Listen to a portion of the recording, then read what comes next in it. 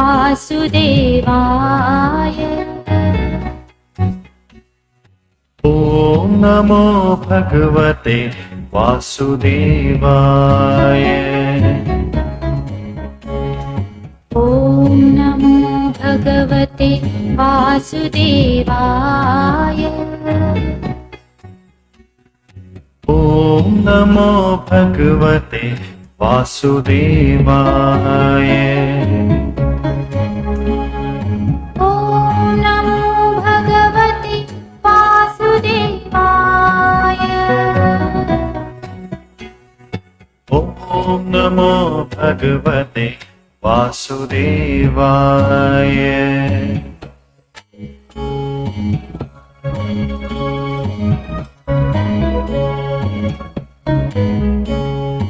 ॐ नमो भगवते वासुदेवाय। ॐ नमो भगवते वासुदेवाय।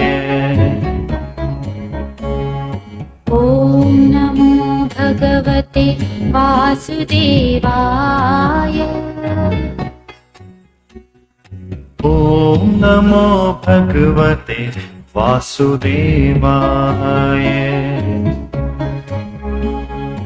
ॐ नमो भगवते वासुदेवाय।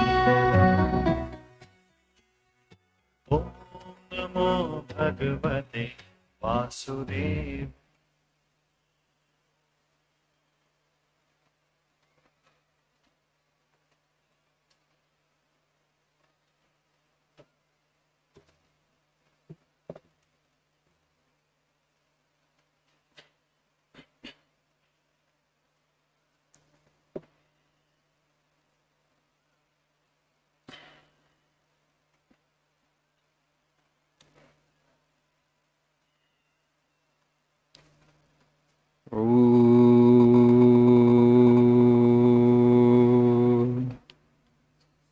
सहनावतु सहनौ भुनक्तु सह वीर्यं करवावहै तेजस्विनावधीतमस्तु मा विद्विषावहै।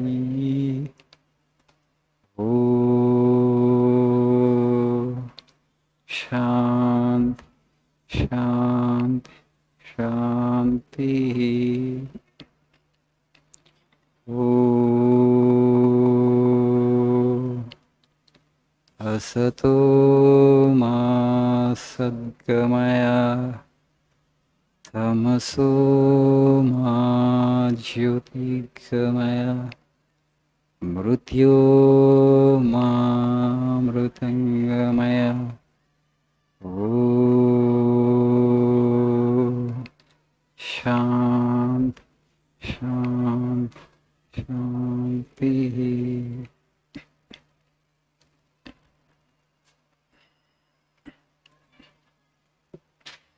Good evening.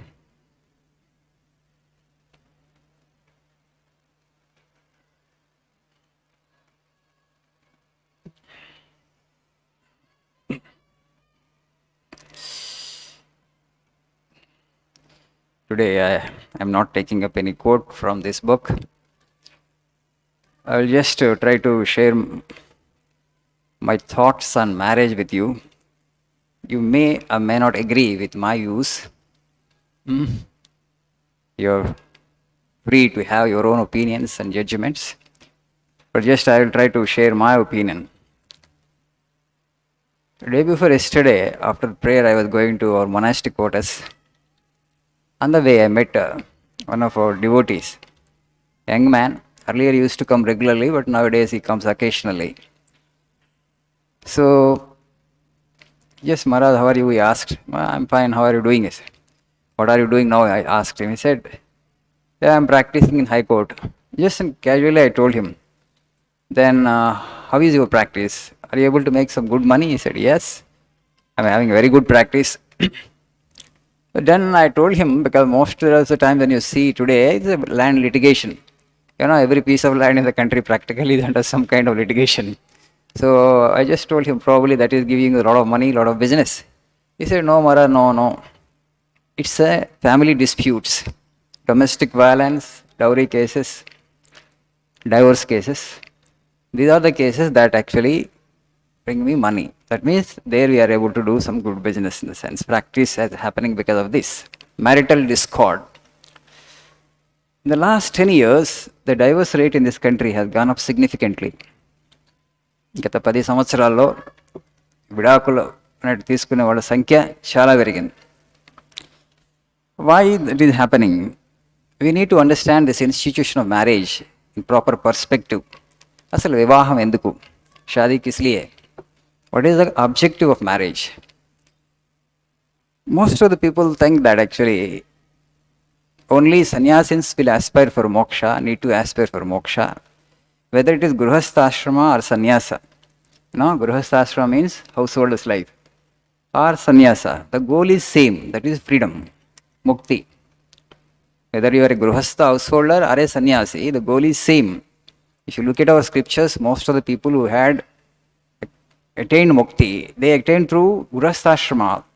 Many were there like that. So the goal is to reach God, to know God, whether you are a monastic or a non-monastic, or a householder. When we say the word freedom today, people understand only political freedom. Today we are a free and independent country. 1947 we became free. We attained our independence. That is political freedom. And also we know other kinds of freedom. I want to have freedom of speech. All these freedoms you understand. But there is something ultimate freedom which people like Buddha had attained. That freedom actually liberates us from all kinds of suffering. Basically it is attainment of God. We call it by different names like Mukti, Kaivalya, Nirvana. Self-realization, God realization. Whatever may be the name, but the ultimate state that we will get is same. So whether you are a householder or a sannyasin, the goal is same, to attain freedom.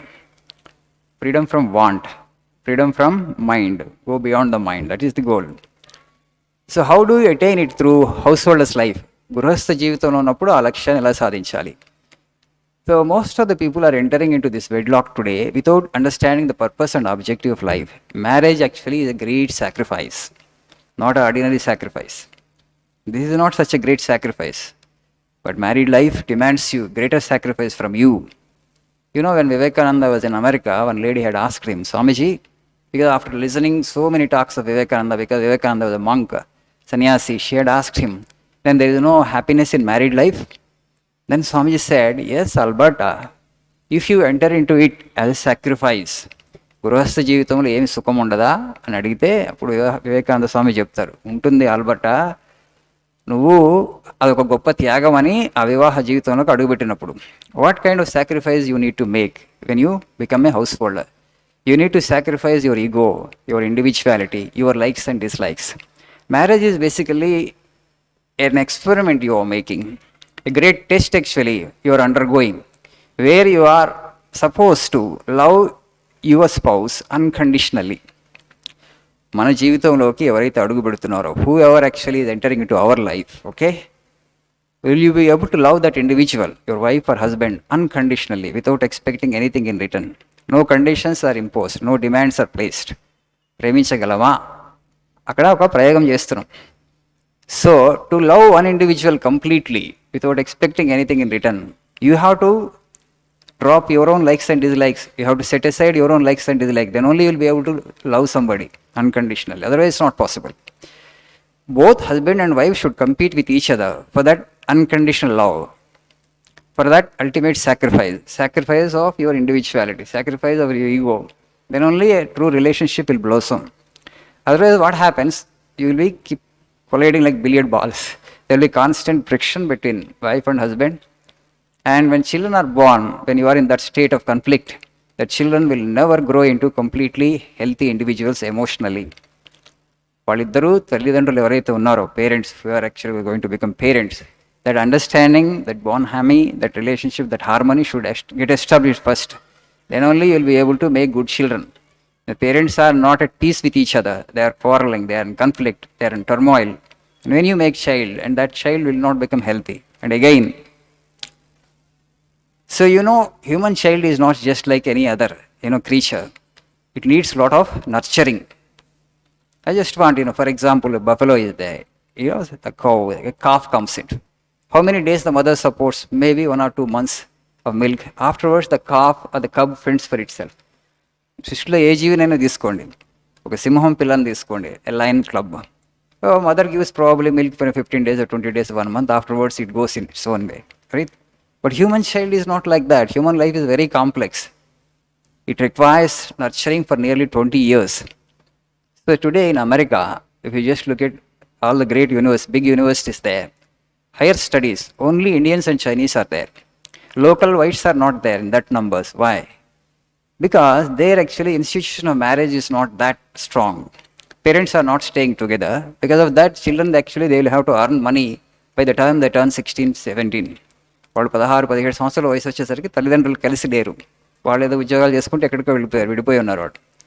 So they don't get that parental support. So the children actually, by the time they turn 16, they will have to take up some part-time job and provide for themselves. And then if they want to continue their higher study, they have to do this job, and also then they have to attend the classes. Higher education is very difficult unless you give some 10 to 12 hours of time a day. You won't be able to compete in the first place. You won't be able to get a seat also. So because that parental support is not there, they are not able to go for higher education. So all higher education institutions and also all, research institutes where highly qualified people are required, only Indians and Chinese are there. So if parents, they don't stay together, if they get divorced, what happens to the child? Child actually emotionally will not become complete. That's very important. That's why I'm saying this institution of marriage is very sacred. Contrary to the Indian condition, Indian situation, if you just look at the West, their institution of marriage practically doesn't exist. Then what kind of situation prevails there? There is no marriage as such. So somebody can walk into your life, you stay together for some days, and afterwards, if you don't like me and I don't like you, we can just get separated without much problem. ఇక్కడలాగా divorce అని పెద్ద costly ఏం కాదు అక్కడ. మరి అసలు ఎందుకు మ్యారేజే లేదు కాబట్టి కోర్టుకి వెళ్ళి తెచ్చుకోవడం, ఆ కష్టాలు ఇబ్బందులు ఏం లేవు. Right? Other day actually one of our publication volunteer, I just asked him, why are you not married? 40 years. He said, Maharaj, divorce is costly, he said. This is the condition. This is the condition now. Why it is happening in India? Because you don't really know the significance of this institution called marriage. For the stability of a society, of the country, okay, we need to preserve the sanctity, inviolability, and stability of this institution called marriage. నేను ఎందుకు చెప్తున్నా అంటే పాశ్చాత్య దేశాల వ్యవస్థ లేదు కాబట్టి, when there is not much of marital discord and you will not find too many families where the couples are ill assorted. వాళ్ళ మధ్య ఫ్రిక్షన్ బాగా ఉన్నటువంటి కపుల్స్ అక్కడ ఉండరు మీరు. ఎందుకంటే ఎప్పుడైతే ఫ్రిక్షన్ స్టార్ట్ అయిందంటే వాళ్ళు కలిసి ఉంటారు, వదిలేసి వెళ్ళిపోతారు. ఇంకా నీ మార్గం నువ్వు చూసుకుని, నా మార్గం నేను చూసుకుంటాను. So it is very easy to dissolve the marriage there. But what happens there? And again you will go for another person. That person also you won't like. After some time you get bored with that person. You will find some defects there also. Then again the relationship breaks. Then third relationship, fourth relationship, fifth relationship. By the time you turn 50, 60, you might have courted with some 5-6 people, right? After 50, what happens? Nobody is with you. You got separated. Now you look for another relationship, but the relationship cannot be formed at that age because you have passed your prime now. 50 years of old age, nobody will come forward. Then you really need the support of a companion. Emotional support is required because stability లేదు కాబట్టి నీతో ఎవరు ఉండట్లేదు. Now you really require the support of another person, love of somebody, but nobody is there around you to love. That's why they feel emotionally deprived. This is that much of alcoholism and anti-psychedelic drugs, drug abuse, all that is there in Western society is primarily because of a weak institution called marriage. Practically it doesn't exist. Whereas in India, institution is too strong and so strong and dissolution is very difficult and a lot of friction is happening, but even the friction happens also you can't dissolve it that quickly. But that friction is happening because you don't know the objective of marriage. You are not supposed to enter into with any expectations. Okay, it's a great sacrifice where you are going to sacrifice your life, your individuality, your comforts, your likes and dislikes for the sake of another individual with whom you will have a physical relationship, psychological relationship, emotional relationship, social relationship, economic relationship. Are you prepared for that kind of sacrifice? వివాహం చేసుకునే ముందు ఆ త్యాగానికి మనం సిద్ధపడి ఉన్నామా? ఉంటే వెళ్ళండి వివాహ జీవితంలో, లేకపోతే you can try this. Okay, thank you.